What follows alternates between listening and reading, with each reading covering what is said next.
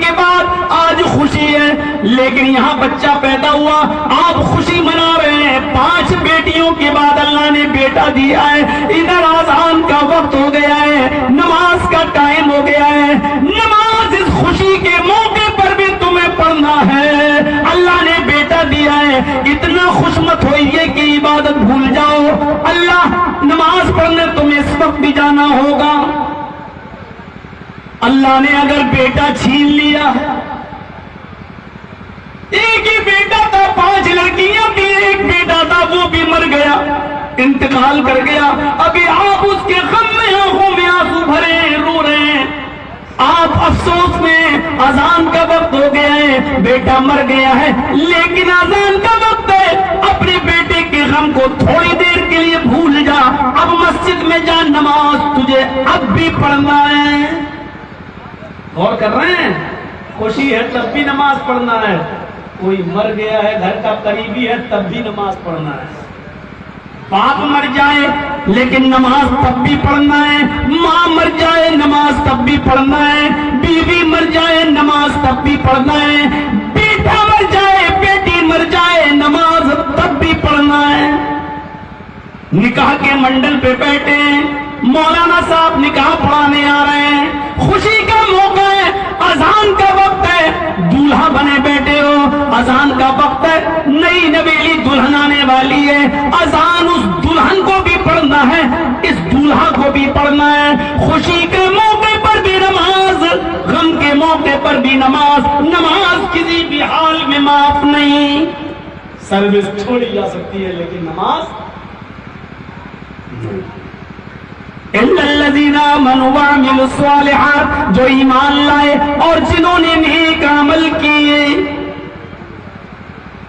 ہم نے نیک عمل، ایک وقت کی نماز بھی پڑھ رہے، پھر بھی کیا خیال آ رہا ہے، اگر جمعے کی نماز نہیں پڑھیں گے تو لوگ کہیں گے کتنا بڑا کمینہ جمعے تک کی نماز نہیں پڑھتا۔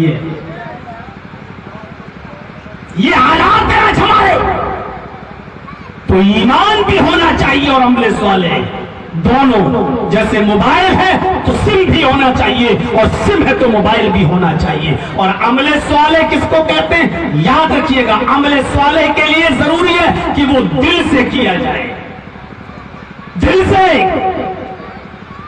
عمل صالح وہی مانا جائے گا جو دل سے ہوگا۔ آپ اگر نماز پڑھنے آ رہے ہیں اور دل سے آ رہے ہیں تو عمل صالح ہے۔ آپ کوئی بھی عمل کر رہے ہیں لیکن دکھاوے کے لیے کر رہے ہیں۔ آپ کو معلوم ہے ایک آدمی گھر سے نکلے گا، تلوار لے کر جائے گا، بیوی کو چھوڑے گا، بچوں کو چھوڑے گا، اپنا گھر چھوڑے گا، مکان چھوڑے گا، اپنا کھیت چھوڑے گا، اپنی زمین چھوڑے گا، اپنی جائیداد چھوڑے گا، سب چھوڑے گا اور کافروں سے جنگ کرے گا، لڑے گا، لڑتے لڑتے قتل بھی کر دیا جائے گا، مارا بھی جائے گا۔ اللہ قیامت کے دن اس سے پوچھے گا، میرے بندے بتا میرے لیے کیا کیا؟ وہ کہے گا اللہ تیرے لیے میں اپنی جان دے کر آیا ہوں، تیری راہ میں میں مر گیا ہوں، تیری راہ میں میں شہید ہوا ہوں۔ اللہ کہے گا تو جھوٹ بولتا ہے، تو میری راہ میں نہیں مرا۔ اللہ کہے گا تو قتل تو ہوا ہے لیکن میری راہ میں نہیں مرا، کیونکہ جب تو تلوار چلا رہا تھا، کافروں کو مار رہا تھا، تو تیرے دل میں نیت یہ تھی کہ لوگ بہت بڑا بہادر کہیں، لوگ بہت بڑا جری کہیں، لوگ بہت بڑا تجھے بہادر اور جری کہیں، تو دنیا میں جو چاہتا تھا تجھے کہا گیا، لہذا اب تو جہنم میں جا۔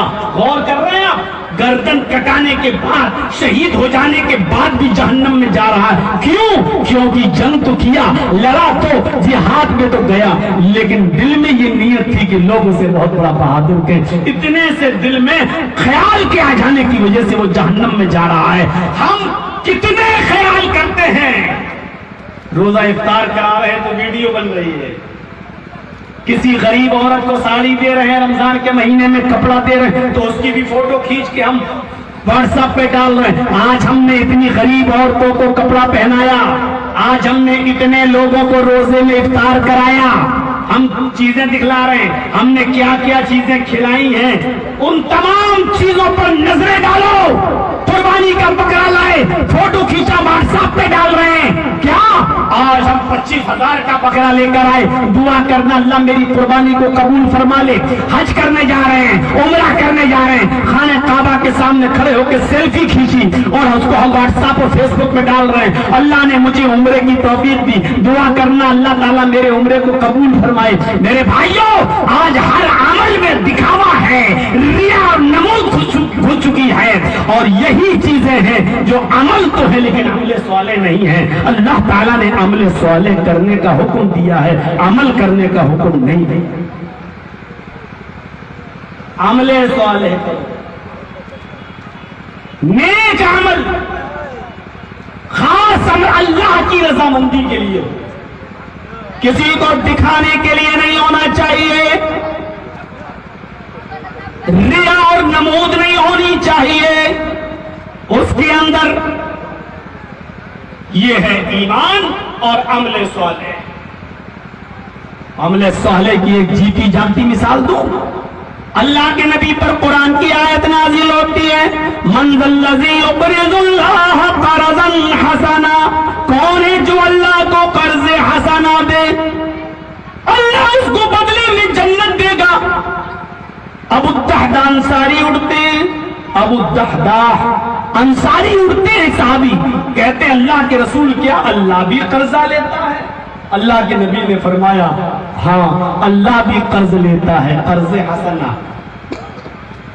तुम अल्लाह की राह में अपना माल सदका करोगे तो अल्लाह बदले में तुम्हें जन्नत देगा।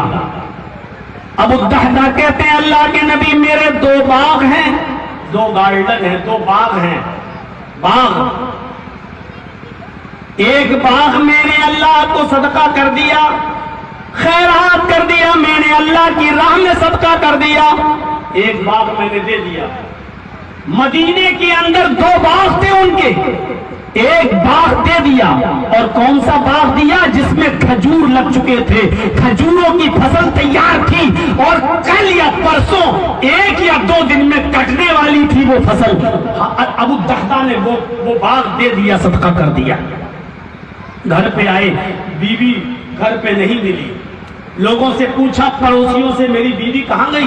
फरमाया वो तो बच्चों को लेके बाग में चली गई है, वहां बच्चों को लेके बाग में चली गई है, तुम्हारे बच्चे भूखे थे वो बाग में खजूर खिलाने गई है। अबू दहदा वहीं से भागते हैं और उसी बाग के पास जाते हैं जो बाग उन्होंने सदका किया था, और बाग के बाहर खड़े होकर देखते हैं कि मेरी बीवी खजूर तोड़ रही है और बच्चों को खिला रही है। आवाज देते हैं, अब बाग में नहीं घुसते, जब मैंने ये बाग अल्लाह को सदका कर दिया है अल्लाह की राह में, तो ये बाग मेरा नहीं है, जब मेरा नहीं है तो मैं क्यों घुसूं इस बाग में? आवाज देते हैं ओ मेरी बीवी। बीवी ने अपने शौहर की आवाज सुनी तो पीछे मुड़ के देखा, जी बच्चों को लेकर बाहर आओ। का क्या हुआ? का जल्दी निकलो। बीवी अपने बच्चों को लेकर जल्दी से बाहर निकली। अबू दहदा ने देखा कि बीवी की ओढ़नी में कुछ खजूर हैं, उन खजूरों को हाथ से उठाया और बाग में फेंक दिया। बच्चों की जेब में हाथ डाला तो खजूरें थी, उसकी जेब से खजूरें निकाली और फेंक दी। फिर अपने बच्चों से कहा बेटा मुंह खोलो, बच्चों से कहा बेटा मुंह खोलो। बच्चों ने मुंह खोला, मुंह में जो खजूर थी बच्चों के, उस खजूर को भी अबू दहदा ने निकाल लिया। देखिए तज़किरतुल हुफ़ाज़ अल्लामा शमसुद्दीन ज़ाहबी की, मुंह खोला, उस खजूर को भी निकाल लिया, और निकालने के बाद उस खाई हुई खजूर को भी बाग में फेंक दिया। कहा ऐ अल्लाह मुझे इस बाग तक आने में देर हो गई थोड़ी सी, जो खजूर मेरे बच्चे